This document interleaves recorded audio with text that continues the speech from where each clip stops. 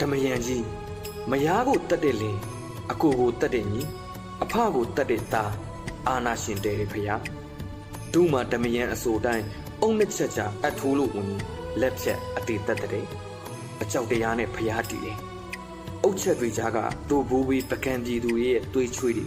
အခုထိမချောက်သေးဘူးနောင်တတွေနောင်မရသူနရသူပလင်တစ်ခုတည်းပေါ်အရွယ်တူမူးနီးနှစ်စုပူဇော်လို့အဖနဲ့နောင်တော်ကိုတတ်မိတဲ့အဖြစ်ကျွေးတွေကြည်မရဲလားနရသူကြည်မရဲလား